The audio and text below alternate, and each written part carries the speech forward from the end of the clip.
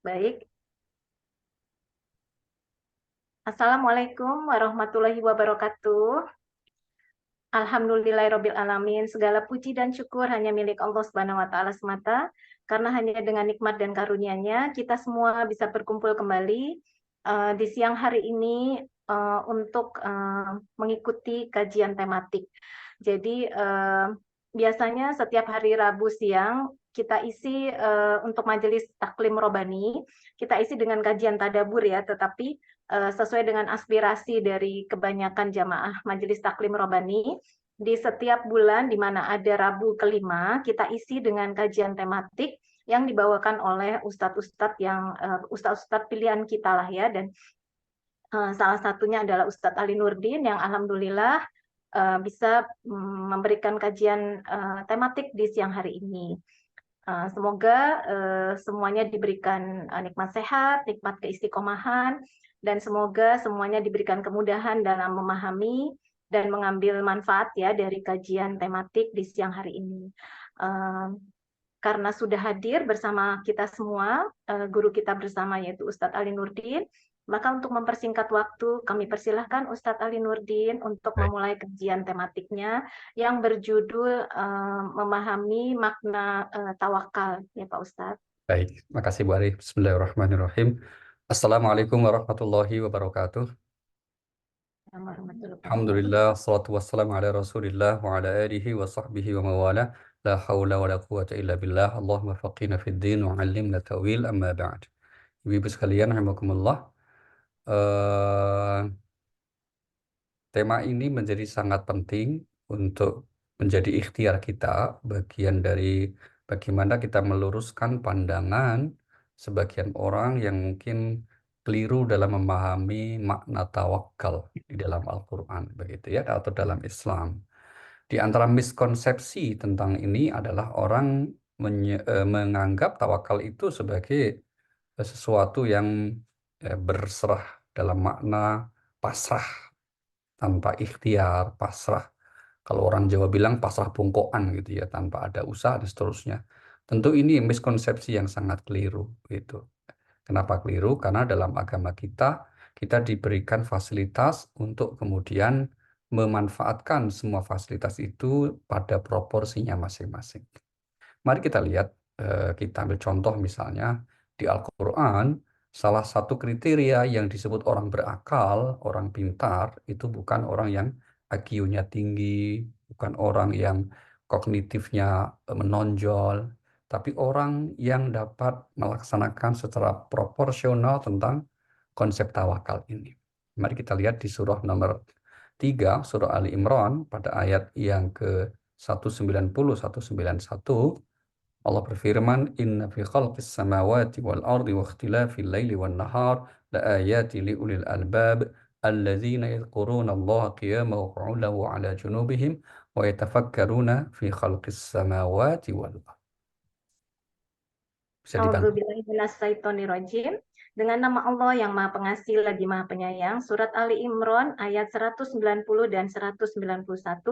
Sesungguhnya dalam penciptaan langit dan bumi dan pergantian malam dan siang terdapat tanda-tanda kebesaran Allah bagi orang yang berakal, yaitu orang-orang yang mengingat Allah sambil berdiri, duduk, atau dalam keadaan berbaring, dan mereka memikirkan tentang penciptaan langit dan bumi seraya berkata, "Ya Tuhan kami, tidaklah Engkau menciptakan semua ini sia-sia. Maha suci Engkau, lindungilah kami dari azab neraka." Iya. Di sini disebut orang pintar, orang yang berakal, mereka orang yang fikirannya memikirkan ciptaan Allah. Hatinya selalu mengingat Allah. Itu kriterianya. Sehingga pikiran, tenaga, jasmani itu memang tugas utamanya adalah ikhtiar, usaha, sungguh-sungguh dalam memaksimalkan usahanya. Itulah yang disebut tawakal. Maka tidak ada tawakal kalau tidak disertai atau diawali dengan usaha. Tawakal itu hanya milik orang-orang yang memaksimalkan ikhtiar usahanya. Meskipun nanti kita bisa berdiskusi tentang tingkatan tawakal gitu ya.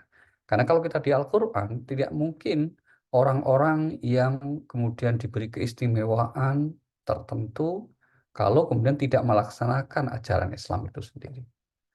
Apa itu ajarannya? Ajarannya ikhtiar. Ajaran Islam atau Al-Quran mendorong kita usaha. Mari kita lihat beberapa contoh yang menggambarkan bagaimana tawakal itu maknanya adalah memaksimalkan ikhtiar terlebih dahulu. Yang kemudian bagi yang melakukannya layak untuk mendapatkan cinta dari Allah Subhanahu wa Ta'ala.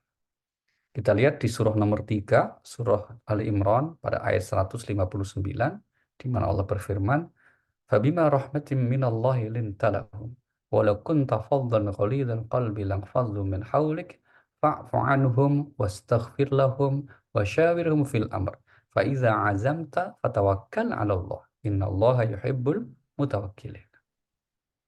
Maka berkat rahmat Allah engkau Muhammad berlaku lemah lembut terhadap mereka. Sekiranya kamu bersikap keras dan berhati kasar, tentulah mereka menjauhkan diri dari sekitarmu. Karena itu, maafkanlah mereka dan mohonkanlah ampun untuk mereka dan bermusyawarahlah dengan mereka dalam urusan itu. Kemudian, apabila engkau telah membulatkan tekad, maka bertawakallah kepada Allah. Sungguh, Allah mencintai orang yang bertawakal. Iya, sungguh Allah mencintai orang yang bertawakal. Siapa? Yang telah membulatkan tekad untuk melakukan apa yang telah direncanakan dan baru kemudian bertawakal. Nah, di sini ada kata kunci, Bapak Ibu, kata membulatkan tekad. Berarti apa? Sudah ada sudah ada pendahuluan dengan apa yang akan kita kerjakan itu dengan perencanaan yang detail, terus kemudian agenda, ikhtiar, kalau perlu sudah ada satu bentuk jadwal yang tersusun rapi, baru kemudian dieksekusi. Dan itulah kemudian di hasil akhirnya kita diperintahkan tawakal. Maka Allah mencintai orang-orang yang bertawakal. Demikian juga, mari kita lihat misalnya di surah nomor 65, surah Al-Talaq, pada ayatnya yang ketiga, Allah menyatakan, وَيَرْزُقْهُم مِّنْ حَيْثُ لَا يَحْتَسِبُ وَمَن يَتَوَكَّلْ عَلَى اللَّهِ فَهُوَ حَسْبُهُ إِنَّ اللَّهَ بَالِغُ أَمْرِهِ.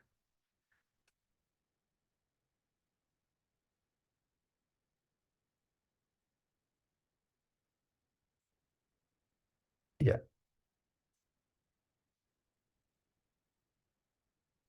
mic-nya terkunci, Bu.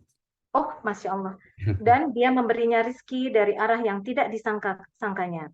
Dan barang siapa bertawakal kepada Allah, niscaya Allah akan mencukupkan keperluannya.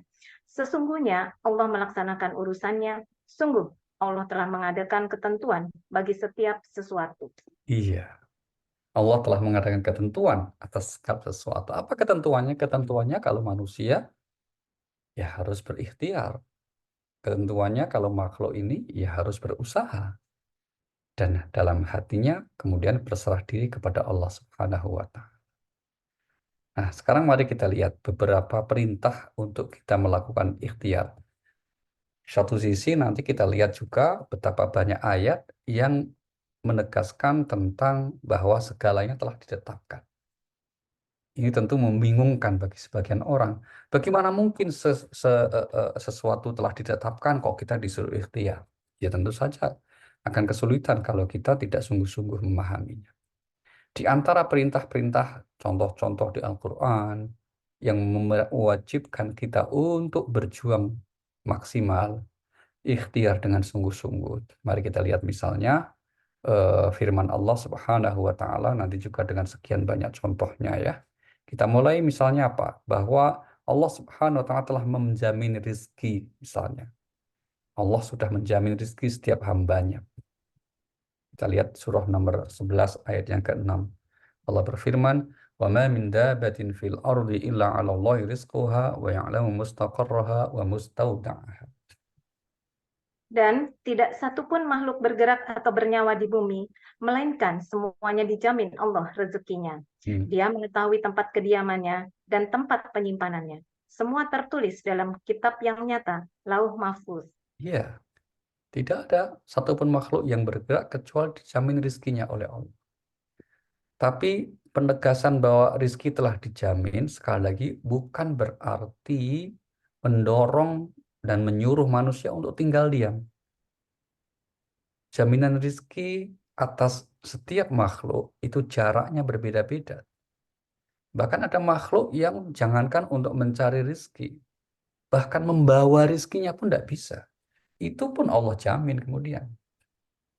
Mari kita lihat surah 29 ya, surah Al-Ankabut ayat 60, di mana Allah berfirman, "Wa ka'ayyin min dabbatin la tahmilu rizquha Allah yarzuquha wa iyyakum wa huwas samiul alim." Dan berapa banyak makhluk bergerak yang bernyawa, yang tidak dapat membawa atau mengurus rezekinya sendiri. Allah lah yang memberi rizki kepadanya dan kepadamu. Dia maha mendengar, maha mengetahui. Iya, betapa banyak makhluk bergerak yang bernyawa yang tidak bisa membawa rizkinya, mengurus rizkinya, tapi Allah lah yang memberi rizki. Ayat ini sebetulnya ditujukan kepada manusia yang seringkali merasa pesimis dengan urusan rezeki. Wong makhluk yang nggak bisa membawa rezeki aja dikasih kok rezeki oleh Allah. Maka kok Anda manusia yang diberi kelebihan malah pesimis, kira-kira begitulah. Maka tidak pada tempatnya. Nah, tapi di sisi yang lain Allah memerintahkan kita untuk bekerja, untuk berusaha, mencari karunia Allah. Mari kita lihat misalnya beberapa ayat yang memerintahkan kita untuk berikhtiar ya. Di surah nomor 67 namanya surah Al-Mulk pada ayat yang ke-15 Allah berfirman, "Huwallazi ja'ala lakumul arda dalulan famshu fi manakibiha wa kulu mir rizqih wa ilaihin nusyur."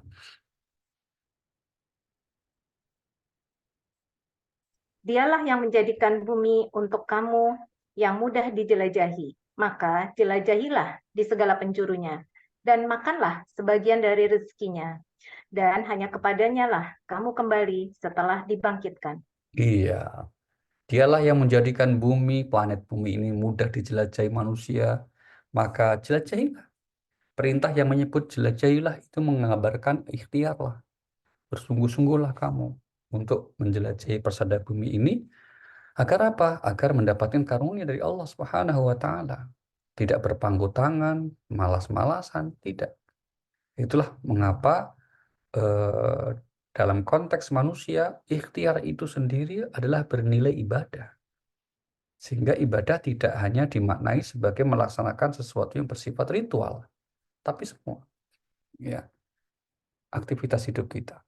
Kalau kita menyikapinya dengan benar, semua akan bernilai ibadah di sisi Allah Subhanahu wa taala.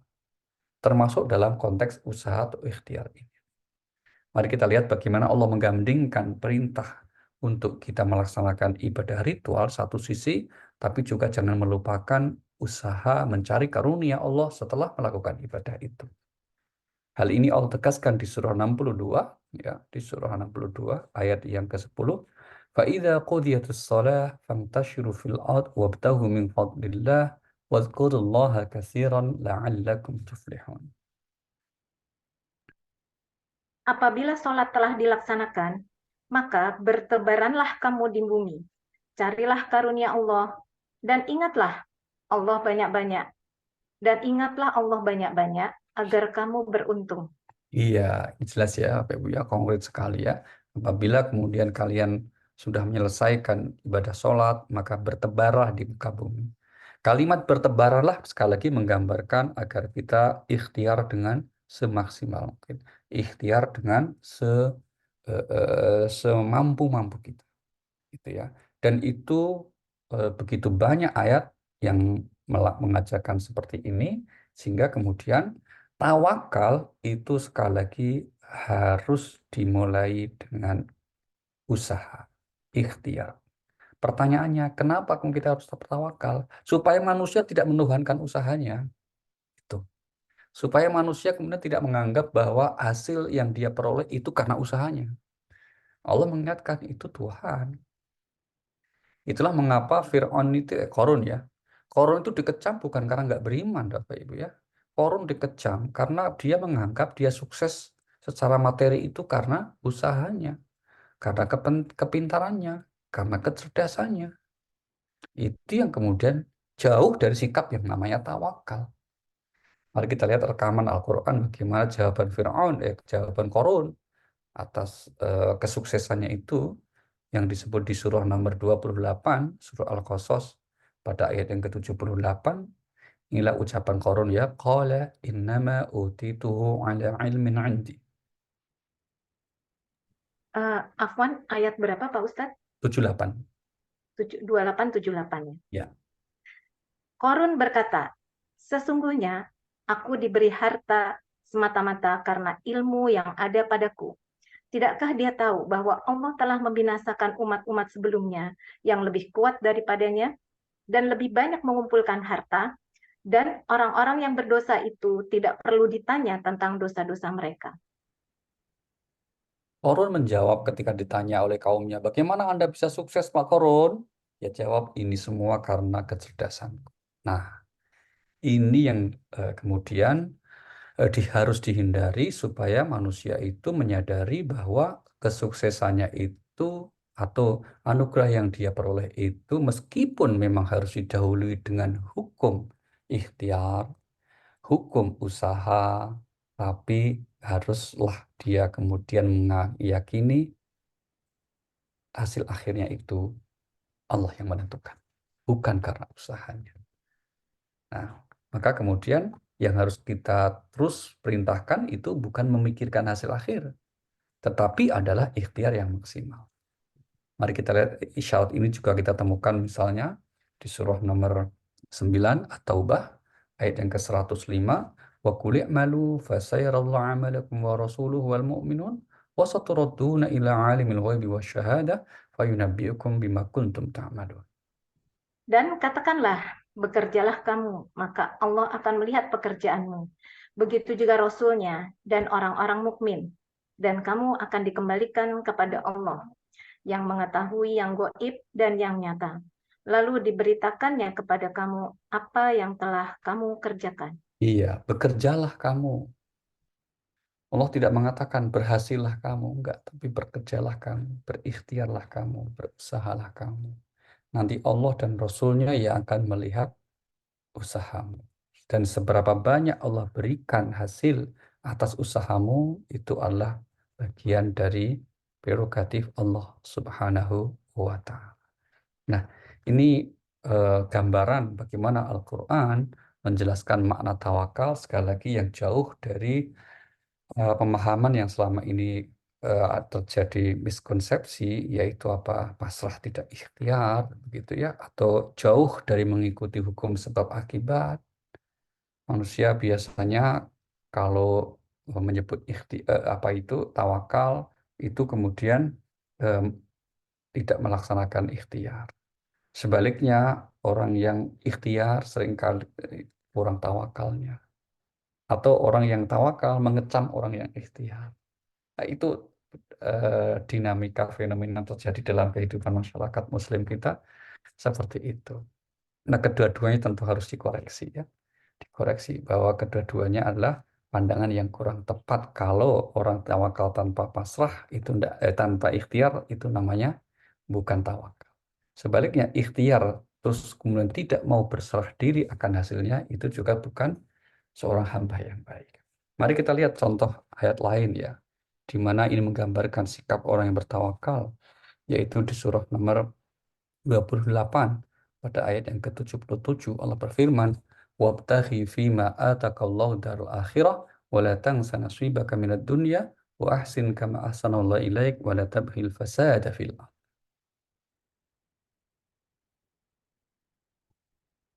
Surat 28 ayat 77 ya Pak Iya, Ustadz. betul sekali. Iya. Dan carilah pahala negeri akhirat dengan apa yang telah dianugerahkan Allah kepadamu. Tetapi janganlah kamu lupakan bagianmu di dunia.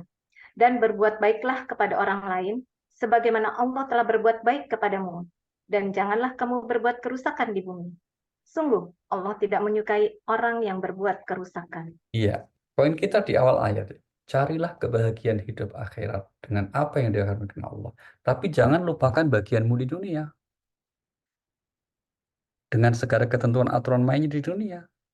Di dunia ini kita terikat oleh hukum-hukum dunia, maka ada hukum sebab akibat misalnya. Contohnya apa? Kalau orang ingin hasil, ya usaha. Kalau ingin orang pinter, belajar. Orang panen, nanam. Itu adalah prinsip-prinsip sunnatullah yang ciptaan Allah. Tapi lagi-lagi, kenapa Allah kemudian menyuruh kita berserah diri? Jawabannya, agar manusia mengesahkan Allah, mentauhidkan Allah. Tidak menuhankan usaha. Seperti tadi Korun tadi ya. Sehingga kemudian gambaran orang yang tawakal itu dilukiskan oleh Allah ya, seperti seorang yang apa namanya, seperti Korun tadi itu kan di surah Al-Kahfi juga ada kisah ya, di mana dia merasa suksesnya itu karena usahanya itu kemudian dikecam oleh Allah melalui kawan dekatnya. Ini yang terekam di surah 18, surah Al-Kahfi pada ayat yang ke-39. Walaula idh dakhalta jannataka qulta ma Allah la quwwata illa billah. In tarani an aqalla minka mala wa walada. Dan mengapa ketika engkau memasuki kebunmu, tidak mengucapkan, Masya Allah, la quwata illa billah. Sungguh atas kehendak Allah semua ini terwujud. Tidak ada kekuatan kecuali dengan pertolongan Allah. Sekalipun engkau anggap harta dan keturunanku lebih sedikit daripadamu. Iya, ini ya. Ya Ibu jelas sekali ya bahwa apa namanya? Ada orang yang kemudian menganggap suksesnya karena usahanya, maka dikecam dengan mengatakan seharusnya kamu mengatakan la quwata illa billah. Tidak ada kemampuan orang untuk meraih itu kecuali atas pertolongan dari Allah Subhanahu wa Ta'ala. Nah, ini gambaran bagaimana sikap tawakal atau orang yang bertawakal itu adalah orang-orang yang menyadari pentingnya ikhtiar, orang-orang yang menyadari pentingnya untuk usaha yang sungguh-sungguh, namun pada akhirnya hasil itu Allah Subhanahu wa Ta'ala yang menentukan, yang menetapkan. Sehingga orang seperti ini ketika ikhtiar, dia akan berusaha untuk selalu mengaitkan dengan Allah. Dalam bentuk ikhtiarnya, dia akan selalu dalam hatinya mengaitkan dengan ketentuan ketetapan Allah Subhanahu wa Ta'ala. Orang seperti inilah yang disebut bertawakal dengan sebenar-benarnya tawakal. Sehingga sekali lagi kalau ada orang yang tidak mendahului, mengawali ikhtiarnya, maka kemudian tidak ada tawakal itu. Dan lagi, Bapak, Ibu sekalian, kita itu memang hanya diwajibkan tadi itu. Allah menilai itu ikhtiar kita. Allah tidak akan menilai hasil akhir kita. Nah, di antara cara yang Allah izinkan atau Allah tunjukkan agar kita itu bisa mengkombinasikan ikhtiar yang maksimal dengan tawakal yang sebenarnya, gambarannya adalah, mari kita lihat contohnya ya, di surahnya nomor 24 ayatnya 37. Allah berfirman, "Rijalun la tulhihim tijaratu wa la bai'un an dzikrillah wa iqamis shalah wa ita'iz zakah yakhafuna yawman tataqallabu fihi al-qulubu wal absar." Orang yang tidak dilalaikan oleh perdagangan dan jual beli dari mengingat Allah, melaksanakan sholat, dan menunaikan zakat. Mereka takut kepada hari ketika hati dan penglihatan menjadi guncang atau hari kiamat. Ya, orang yang tidak dilalaikan dari hatinya selalu mengingat Allah Subhanahu wa Ta'ala dengan mengerjakan sholat. Tidak dilalaikan oleh aneka macam kesibukan duniawinya, begitu ya. Dengan apa? Kemudian dengan mengingat Allah. Ah, itu gambaran orang tawakal. Yaitu apa? Tidak berhenti usaha. Terus usaha sungguh-sungguh. Namun pada saat yang sama kan dia tahu punya kewajiban untuk dalam hati mengingat Allah. Bentuk kewajiban itu salah satunya apa? Mengerjakan sholat. Nah, ini gambaran orang yang bertawakal. Yang seperti itu, maka insya Allah hidupnya akan selalu kemudian disertai, dibersamai oleh Allah Subhanahu wa Ta'ala. Ya, hidupnya akan selalu dibimbing oleh Allah Subhanahu wa Ta'ala. Karena ketika manusia selalu mengingat Allah, Allah pun akan juga mengingatnya. Mari kita lihat dengan mentadabburi firman Allah di surah nomor 2, surah Al-Baqarah, ayat 152. Allah berfirman, "Wadhkuruni adzkurukum washkuruli wala takfurun." Maka ingatlah kepadaku, aku pun akan ingat kepadamu. Bersyukurlah kepadaku dan janganlah kamu ingkar kepadaku. Iya, ingatlah kepadaku, aku ingat kepadamu. Ayat ini luar biasa, ibu-ibu sekalian ya. Karena apa? Allah tidak menggunakan semacam huruf ataupun perantara. Setelah diperintahkan, ingatlah kepadaku. Tidak ada kata ya atau kata penghubung yang mengatakan aku pasti, atau kata penghubung kemudian, atau kata penghubung maka. Tidak ada. Tapi langsung Allah mengatakan, ingatlah kepadaku, aku akan. Ini berarti saat kita mengingat Allah, saat itu pula Allah mengingat kita. Sehingga kalau ada pertanyaan, kapan kita tahu Allah ingat kita? Ya ketika kita ingat Allah. Nah, maka mengingat hasil akhirnya, menyerahkan hasil akhir kepada ketentuan Allah, itulah yang kemudian disebut dengan tawakal. Maka sekali lagi, tawakal hanya akan bisa diperoleh, hanya bisa diraih melalui perjuangan yang sungguh-sungguh, ikhtiar yang maksimal.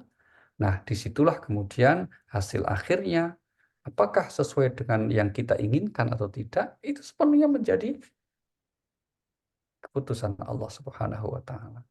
Yang pasti, apapun yang kemudian Allah berikan, apapun yang kemudian Allah tetapkan, pasti baik untuk kehidupan manusia. Pasti itu baik untuk pribadi yang bersangkutan. Karena tidak mungkin Allah mendolimi manusia. Ya, itu yang prinsip yang berulang-ulang disebut di Al-Quran. Kita ambil contoh misalnya di surah nomor 10, surah Yunus ayat yang ke-44, Allah berfirman, Innallaha la yadlimun nasa syai'an walakinnan nasa anfusahum yadlimun. Sesungguhnya Allah tidak menzolimi manusia sedikit pun, tetapi manusia itulah yang menzolimi dirinya sendiri. Iya, sungguh Allah tidak mungkin menzalimi manusia sedikit pun, tapi manusia itulah yang menzalimi dirinya sendiri. Nah, ini prinsip-prinsip dalam kita apa namanya memahami makna tawakal ibu-ibu dalam Al-Quran. Maka sekali lagi bahwa eh, tawakal ini kalau kita lihat di Al-Quran 11 kali perintah tawakal disebutkan, tidak ada satupun ayat yang memerintahkan agar kita tiba-tiba tawakal dalam makna berserah diri. Tidak ada. Pasti akan dimulai dengan cerita, kisah yang menunjukkan perjuangan, usaha yang sungguh-sungguh, baru kemudian bertawakal. Begitu ya. Kita ambil contoh misalnya dari Nabi kita Muhammad Sallallahu Alaihi Wasallam Rasulullah. Bagaimana beliau menggambarkan prinsip tawakalnya itu. Seperti yang disebut di surah nomor 4 ayat 9, surah At-Taubah ayat 40. Illa tansuruh faqad nasarahullah id akhrajahu alladhina kafaru thani ithnaini ithma fil ghar id yaqulu sahibihi la tahzan innallaha ma'ana. Jika kamu tidak menolongnya, Muhammad, sesungguhnya Allah telah menolongnya, yaitu ketika orang-orang kafir mengusirnya dari Mekah. Sedang dia salah seorang dari dua orang ketika keduanya berada dalam gua. Ketika itu dia berkata kepada sahabatnya, "Jangan engkau bersedih, sesungguhnya Allah bersama kita." Maka Allah menurunkan ketenangan kepada Muhammad dan membantu dengan bala tentara malaikat-malaikat yang tidak terlihat olehmu. Dan dia menjadikan seruan orang-orang kafir itu rendah. Dan firman Allah itulah yang tinggi. Allah Maha Perkasa, Maha Bijaksana.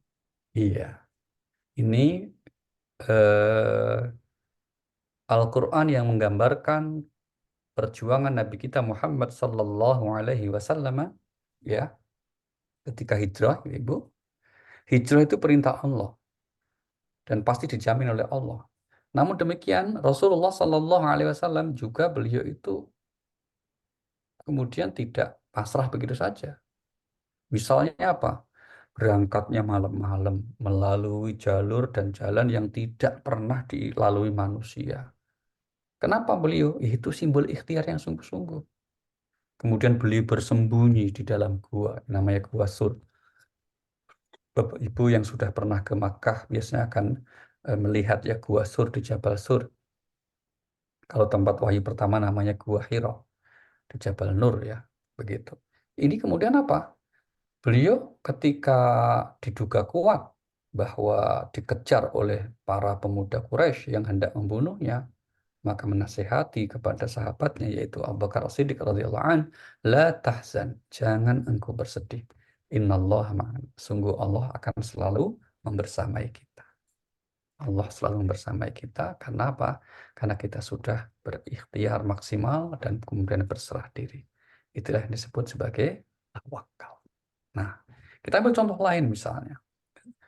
Kasus Nabi Musa alaihissalam di surah nomor 26. Ya, surah 26. Surah Asy-Syu'ara ayat 61 sampai 63. Falamma tara al-jam'an qala ashabu Musa inna lamudrakun qala kalla inna ma'iya rabbi sayahdin. Maka ketika kedua golongan itu saling melihat, berkatalah pengikut-pengikut Musa, kita benar-benar akan tersusul. Terus Musa menjawab, sekali-kali tidak akan tersusul. Sesungguhnya Tuhanku bersamaku. Dia akan memberi petunjuk kepadaku. satu Lalu lagi. kami, lanjut ya Pak. Ya betul. Lalu kami wahyukan kepada Musa, pukullah laut itu dengan tongkatmu. Maka terbelahlah lautan itu dan setiap belahan seperti gunung yang besar.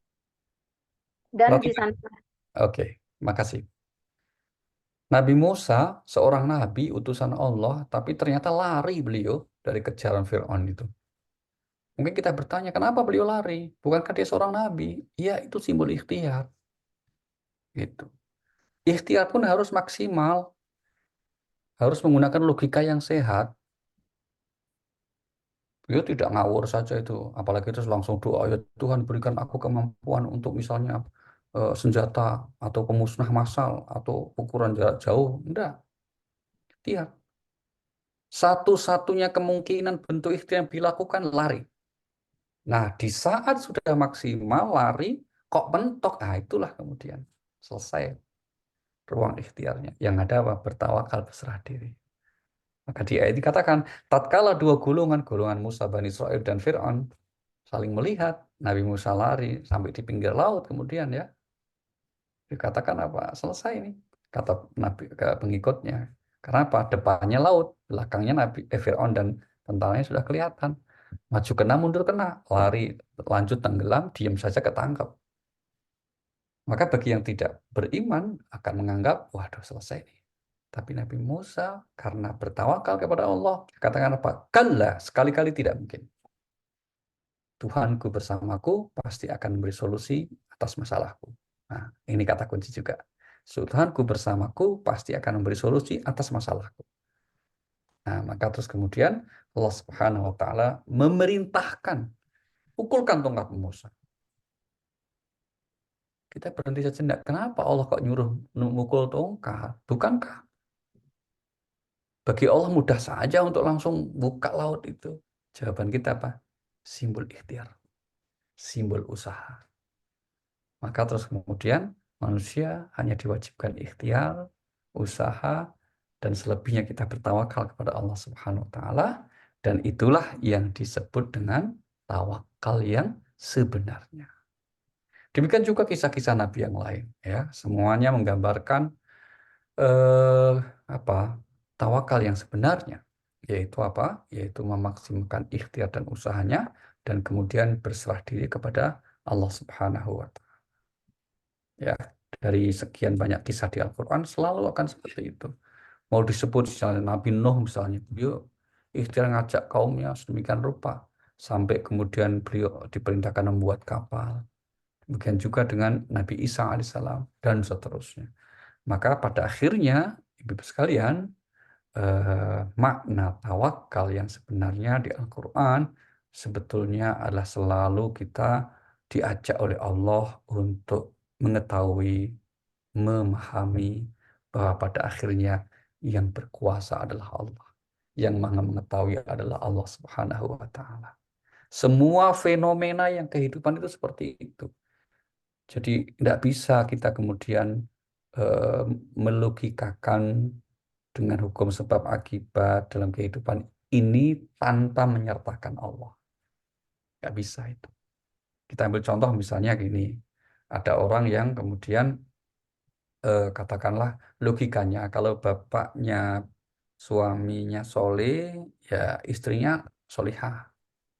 Tapi faktanya ada seorang nabi bahkan istrinya durhaka.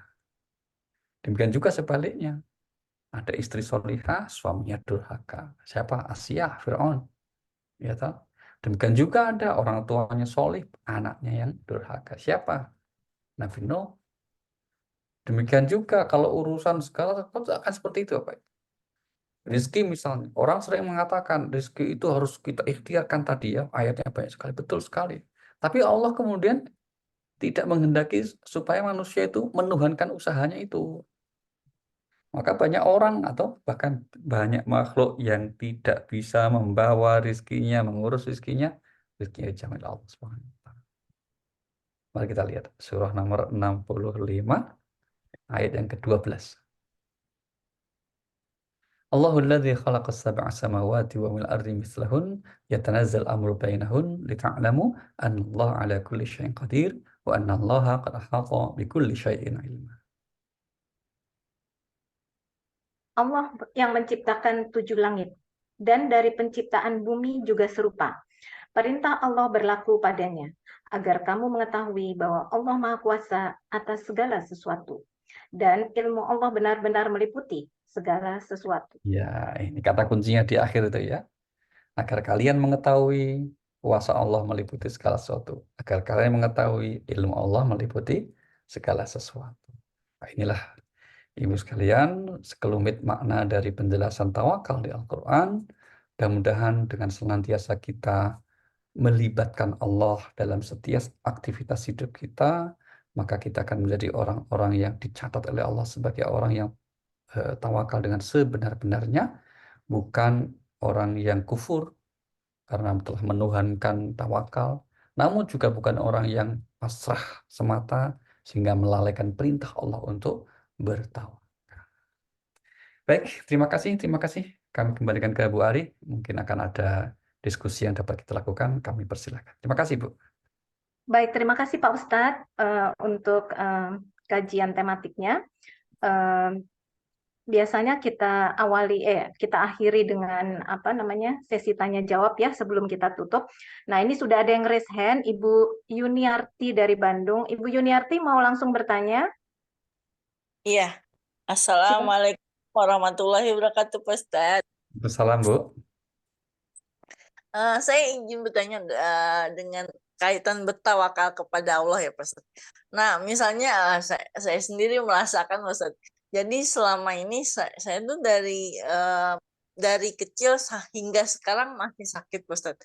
Tapi saya tuh udah berbuat baik, berdoa kepada Allah ya, supaya penyakit saya tuh sembuh gitu. Tetapi Allah belum mengizinkan dengan kesembuhan. Tapi saya sudah berikhtiar kemana-mana, Pak Ustadz. Jadi misalnya kita sudah ke dokter, udah berobat alternatif juga pun sudah gitu. Dari orang-orang sekitar saya mendapatkan doa yang terbaik. Nah itu kita belum disembuhkan juga, itu mungkin kesalahan saya juga, Pak Ustadz. Apakah ibadahnya saya suka ditunda-tunda? Nah itu yang saya merasakan. Ya itu dosa saya sendiri, Pak Ustadz. Itu kepada Allah, mungkin kepada orang juga saya berbuat baik ya sudah. Tapi penilaian orang kan berbeda ya dengan penilaian Allah. Nah itu gimana Pak Ustadz? Baik, terima kasih, Bu. Salah satu ciri doa yang baik, ini ya, Bu ya, ciri doa yang baik adalah tidak memikirkan kapan doa dikabulkan. Artinya apa? Artinya seseorang yang doa dengan tulus kepada Allah itu adalah mensyukuri kok dia diberi kemampuan untuk berdoa. Karena doa sendiri itu adalah ibadah, Bu. Jadi kok kita diberi selalu oleh Allah kemampuan untuk memohon kepadanya. Itu harus kita syukuri. Itu sendiri ibadah. Urusan dikabulkan atau tidak itu bukan sesuatu yang seharusnya menjadi fokus kita dalam berdoa. Maka para ulama biasanya membagi doa itu ada dua. Ada doa dalam makna yang sebenarnya, yaitu kita berserah diri. Ada doa dalam makna menuntut, meminta. Nah, doanya sebenarnya apa? Yang nomor satu, Bu. Yaitu apa? Doa sebagai ekspresi kita berserah diri kepada Allah Subhanahu wa Ta'ala.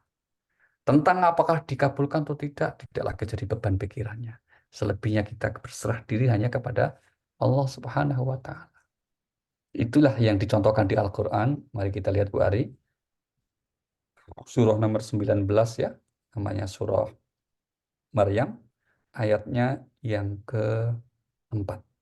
Ini Nabi Zakaria. Rabbi wahanal azu minni wasta'ala ra'su syaiba walam akum bidu'aika rabbi syaqiyya. Bismillahirrahmanirrahim. Zakaria berkata, "Ya Tuhanku, sungguh tulangku telah lemah dan kepalaku telah dipenuhi uban, dan aku belum pernah kecewa dalam berdoa kepadamu, ya Tuhanku." Nah, bayangkan tuh Bu. Mungkin mohon maaf ya ini kasusnya agak mirip dalam makna doanya lama sekali tuh Bu. Sampai beliau dikatakan tulangku telah rapuh, rambutku memutih, tulang rapuh. Ini kan berarti S3 ya. Sampun sepuh sangat. Wah, sudah kuat sekali itu. Tapi beliau katakan apa? Aku tidak kecewa dengan doa-doaku ya Tuhanku. Nah, itu berarti apa? Tetap berprasangka baik kepada Allah Subhanahu wa Ta'ala. Maka atas apa yang kita alami seperti yang Ibu Yuniarti tadi sampaikan, yang dapat kita sampaikan dari Al-Quran apa? Tetaplah berprasangka baik kepada Allah Subhanahu wa Ta'ala dan hindari berprasangka buruk, termasuk menyalahkan diri sendiri. Boleh jadi amalku belum diterima, boleh jadi masih banyak dosa dan tidak usah. Itu semua hanyalah apa namanya prasangka-prasangka. Kita berhenti berprasangka buruk kepada Allah, termasuk kepada diri kita. Terus pokoknya sekarang kita jalani apa yang telah Allah tetapkan dalam hidup kita ini dengan seikhlas mungkin, sambil kita berdoa dengan baik, dan doa yang baik itu sendiri adalah bernilai ibadah di sisi Allah Subhanahu wa Ta'ala. Terima kasih. Kembali ke Bu Ari. Terima kasih Pak Ustadz. Terima kasih Bu Yuni untuk pertanyaannya. Ada lagi Bu-ibu yang ingin bertanya? Silahkan, mumpung masih ada waktu. Ibu Emi atau Ibu Ike, Ibu Ani, Ibu Dede. Kalau belum ada pertanyaan, saya boleh bertanya ya Pak Ustadz. Kan, Bu? Ini mohon maaf kalau pengertian saya salah pengertian ya. Tadinya saya tuh memiliki pemahaman bahwa sifat ar-Rahmannya Allah Subhanahu wa Ta'ala ini nih salah satu dari sifat ar-Rahmannya Allah ini bisa kita lihat dalam di dunia ini dengan hukum sebab akibat tadi yang Ustadz sebutkan tadi loh Pak Ustadz. Artinya siapa yang rajin belajar, yang nilainya bagus, dan ini berlaku untuk semuanya, artinya baik muslim maupun non-muslim gitu ya. Tapi tadi di akhir Pak Ustadz bilang segala sesuatu yang berkuasa adalah Allah dan hasil akhir itu semuanya memang hak prerogatifnya Allah Subhanahu wa Ta'ala, dan kita hanya wajib berikhtiar ya, istilahnya kita bertanggung jawab dalam proses, dan hasil akhir itu kita serahkan sepenuhnya kepada Allah Subhanahu wa Ta'ala. Nah, gimana nih Pak Ustadz berkaitan dengan hukum sebab akibat tadi Pak Ustadz? Iya, betul sekali, Bu. Maka kemudian dalam celah sebab hukum sebab akibat itu, sekali lagi jangan lupa ya Bu ya, hukum sebab akibat itu yang menciptakan juga Allah loh ya.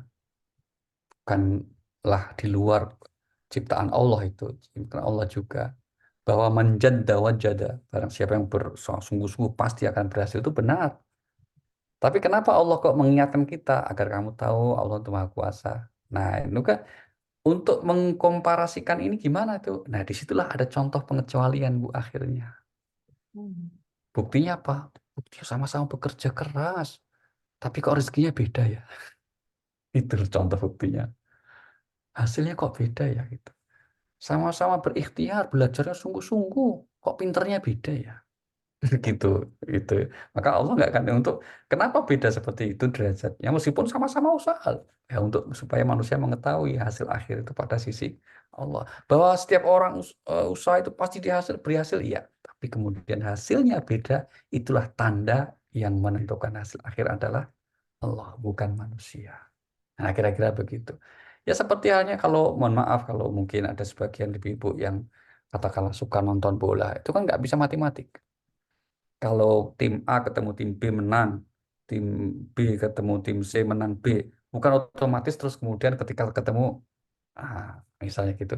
Kalau ini ada mahasiswa belajar sungguh-sungguh serius, otomatis nanti semuanya nilainya cum laude, kan nggak juga. Sama-sama belajar serius, tapi terus kemudian hasilnya bisa berbeda-beda. Sama-sama bekerja menjemput rezekinya serius, hasilnya kemudian ternyata berbeda-beda. Nah, itu menggambarkan bahwa hasil akhir pada akhirnya yang menentukan adalah Allah Subhanahu wa Ta'ala. Bahkan lebih ekstrimnya tadi, nanti ada orang yang kemudian kelihatannya tidak usaha, tapi malah diberi rezeki. Contohnya misalnya, logika manusia itu kan biasanya ketika sekolah, terus kuliah, bekerja, maka dapat rezeki, gitu kan? Ini logika Iya, linearnya gitu kan. Nah, untuk kemudian agar manusia sadar, bukan karena usahamu itu loh bro, maka ada orang yang nggak sekolah, tapi rezekinya malah besar, ada yang gitu. Tapi ini nggak bisa siapa tahu kan, oh, kalau gitu nggak usah sekolah ya. Oh, itu lulusan SD aja kaya kok. Nggak usah sekolah, udah bisa. Tetap harus kita mengikuti aturannya, sunatullahnya itu, yaitu apa? Ikhtiar dengan sungguh-sungguh. Gitu Bu, terima kasih. terima kasih Pak Ustadz. Baik, ada lagi yang bertanya mungkin Ibu-Ibu? Silahkan yang ingin menitipkan doa, bisa japri saya atau menuliskan langsung di room chat. Ini kebetulan nanti di akhir kita pada saat berdoa nih Pak Ustadz baru saja sahabat kami namanya Pak Sudarman ini wafat pukul 13:10 tadi baru aja Masya Allah, Masya Allah. di Rumah Sakit Boromeus di Bandung karena sudah beberapa bulan belakangan ini menderita sakit. Baik, baik, Ya. Ada baik. lagi ibu yang ingin bertanya? Berarti kita nih tanggung jawabnya diproses ya Pak Ustadz. Belum betul sekali Bu. Mengenai hasil akhir kita serahkan. Dan berarti kalau orang yang nggak move on itu berarti juga nggak tawakal ya Pak Ustadz. Oh iya itu Bu. Kurang tawakalnya namanya Bu. Nah, terus tadi di salah satu Quran surat 9 ayat 40 tadi ya, itu kan ada perkataan Nabi Muhammad ke Abu Bakar ya, di Gua Sur itu ya Pak Ustadz kalau nggak salah. Betul. Itu kan ada kata-kata menarik tuh, ada kata-kata la tahzan gitu ya. Berarti ini la tahzan ini kan juga berlaku buat kita ya Pak Ustadz. Manakala kita apa namanya sedang menghadapi masalah dan kita harus apa namanya ikhtiar yang sampai Oh iya semaksimal mungkin betul. ya. Karena Termasuk tadi Bu Yuni tadi ya Bu Yuni betul. ikut prihatin. La tahzan ya Bu Yuni. Jadi memang harus tetap husnuzon. Itu berlaku buat semua ya Pak Ustadz ya. Betul sekali, karena Al-Quran bukan hanya berlaku untuk orang yang disebut dalam kasusnya, Bu. Nah, maka nanti ada kaidah tafsir itu bunyinya begini. Al-ibrah la bi khususis sabab. Ya, bahwa ayat Al-Quran itu tidak ditujukan hanya untuk sebabnya kasus itu ada. Tapi bi umumil lafad, tapi untuk keumuman teksnya. Umumnya bunyi ayatnya mengatakan jangan bersedih kalau kamu sedang punya masalah. Nah, itu berarti ditujukan untuk semuanya. Itu ya, sehingga pernyataan itu juga ditujukan kita, terlebih kita sebagai orang yang beriman. Begitu. Satu pertanyaan lagi ya Pak Ustadz nih mewakili ibu-ibu yang lain juga mungkin yang mungkin memiliki ini keinginan yang sama dengan saya.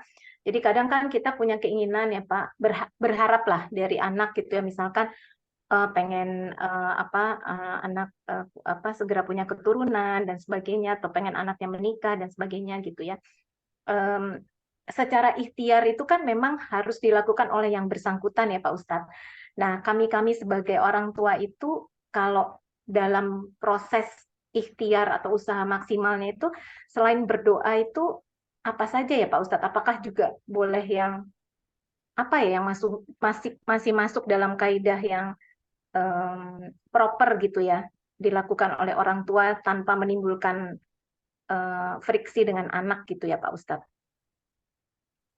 Iya, eh kalau kita melihat bahwa doa itu kan ikhtiar batin ya Bu ya. Kira-kira begini ya, doa itu ikhtiar batin. dan usaha lahiriah itu adalah doa lahiriah. Ada kata-kata itu yang bisa membantu kita. Artinya keduanya harus seiring dalam bingkai syariat. Maka sepanjang apa yang dilakukan orang tua dengan ikhtiar lahiriahnya yang merupakan doa lahiriah itu tidak berlawanan bertentangan dengan syariah, maka kemudian yang penting kita mengkomunikasikan dengan anak kita dengan baik, nggak apa-apa, Bu. Bukan melampaui batas itu, nggak offset lah gampangannya gitu ya. Demikian juga dengan sikap anak kita atas apa yang diinginkan oleh orang tua sepanjang itu memang sesuatu yang baik, bahwa terkadang kita berat menerima sebagai suatu dari anak kan mungkin dianggap ini kok doktrin banget, ini kok intimidasi misalnya gitu, harusnya tidak disikapi dengan seperti itu, karena itu adalah bagian dari fitrah naluri seorang tua, ayah dan ibu yang kiranya anak-anaknya hidup bahagia dengan pola seperti yang dipahaminya. Maka kira-kira begitu, lihatnya pada aspek niatnya, gitu ya, bukan pada lahiriahnya bahwa kok dituntut banget, akhirnya malah begini-begini, tidak.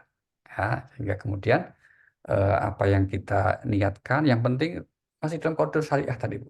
Dan jangan lupa untuk terus husnudzon sama Allah ya. Kita yakin bahwa doa-doa kita itu adalah membawa kebaikan untuk kita semuanya. Begitu. Termasuk baca doanya apa tadi yang Nabi Zakaria itu nggak apa-apa juga ya Pak Nggak Ustadz apa-apa, ya? Bu. Boleh tuh. Bagus. Itu bagus. Yang ayat 4 tadi ya Pak Ustadz ya? Betul sekali. Betul sekali. Bagus itu. Iya. Baik, terima kasih Pak Ustadz. Ada lagi yang bertanya mungkin? Kalau tidak ada, maka kami, Ibu Ani, Ibu Emi, ada yang bertanya? Ibu Ike, Ibu Tesi, nggak ada? Baik, Pak Ustadz, kalau gitu kita tutup kajian ini dengan mungkin sebuah kesimpulan singkat ya Pak Ustadz. Ini karena ini apa mungkin supaya lebih mudah untuk ibu-ibu di sini langsung memahami. Boleh diberikan kesimpulan singkat, kemudian ditutup dengan doa Pak Ustadz. Matur nuwun. Terima kasih Bu Ari. Baik, ibu-ibu sekalian, di antara pelajaran penting dari kajian kita siang ini adalah sekali lagi bahwa ikhtiar itu adalah sebagai bentuk kewajiban kita sebagai hamba Allah. Dan itu bernilai ibadah. Demikian juga doa. Itu adalah sebagai bentuk ibadah kita kepada Allah. Maka juga bernilai ridha Allah Subhanahu wa taala. Kombinasi antara keduanya itulah yang disebut dengan sikap tawakal sebagai seorang muslim. Marilah kita hadirkan niat baik kita semuanya, khususnya untuk almarhum Bapak Sudarman ya, yang telah mendahului kita, yang tadi disampaikan bahwa beberapa saat yang lalu beliau dipanggil oleh Allah. Semoga beliau diberikan anugerah husnul khatimah, diberikan kebaikan di sisi Allah Subhanahu wa taala, diterima amal kebaikan dan diampuni kekhilafannya. Dan kita semuanya semoga senantiasa diberikan kesehatan, bagi yang sakit semoga disehatkan, yang punya kesulitan dimudahkan, yang punya hajat yang baik dikabulkan. Al-Fatihah. أعوذ بالله من الشيطان الرجيم بسم الله الرحمن الرحيم الحمد لله رب العالمين الرحمن الرحيم مالك يوم الدين إياك نعبد وإياك نستعين اهدنا الصراط المستقيم صراط الذين أنعمت عليهم غير المغضوب عليهم ولا الضالين. Terima kasih dan mohon maaf. Wassalamualaikum warahmatullahi wabarakatuh. Terima kasih Ustadz, semoga sehat selalu, semoga ibadah hajinya nanti mudah lancar semuanya. Fi amanillah Pak Ustadz.